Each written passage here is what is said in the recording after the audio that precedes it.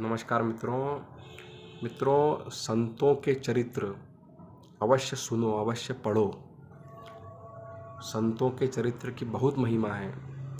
भगवान भी कहते हैं कि मुझसे अधिक संतों को मानो। श्री रामचरितमानस में जो नवदा भक्ति आती है उसमें भगवान के वाक्य हैं कि मुझसे अधिक संतों को मानो।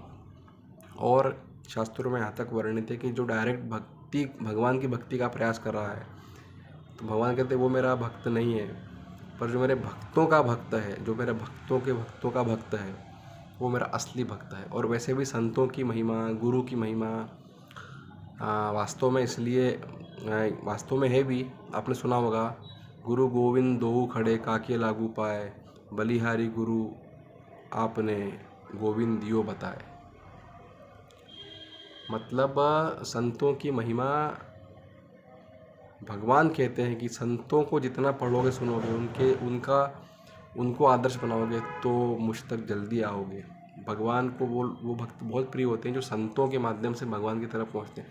और संतों के माध्यम के बिना गुरु, सद्गुरु, संत, भक्त, वैष्णव, रसिक इनकी चरण या इनके चरणों में गए बिना, इनकी शरण लिए बिना भगवान तक पहुंचना बहुत मुश्किल है। तो संतों के चरित्र पढ़ने से एक लाभ ये भी होता है कि हम उनके जब जीवन चरित्र पढ़ते हैं तो उनने कैसे कैसे संघर्ष सहे लाइफ में, कैसे कैसे दुख झेले, कैसे कैसा अपमान झेला, कैसे कैसा संसार का व्यवहार, गलत व्यवहार झेला, फिर भी किसी को बिना कुछ कहे अपना भक्ति करते रहे, कर्म करते रहे और आगे निकल गए। आध्यात्म के क्षेत्र में भगवान को पा लिया। और हम छोटे मोटे दुखों में टूटने लगते हैं। किसी ने कुछ कहा तो तुरंत उसके रिएक्शन देने लग जाते हैं, तुरंत परेशान हो जाते हैं, डिप्रेशन में आने लग जाते हैं। तो दोस्तों, इन सब से बचने का सबसे एक रामबाण उपाय यही है कि हम संतों के चरित्र पढ़ें, उनके जीवन को देखें और उनका अनुसरण करने का प्रयास करें।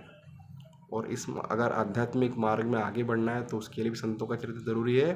सांसारिक संघर्षों से भी आगे बढ़ना है, उनको भी जीतना है, उसके लिए भी संतों का चरित्र पढ़ना आवश्यक है।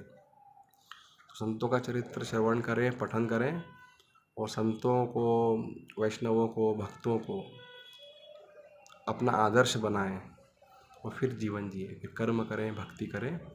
एक दिन हमारे मानव जीवन के लक्ष्य अवश्य पूरे होंगे।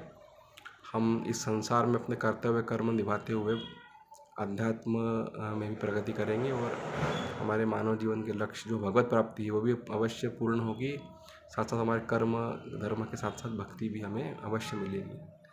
तो संतों का चरित्र अवश्य पढ़ें।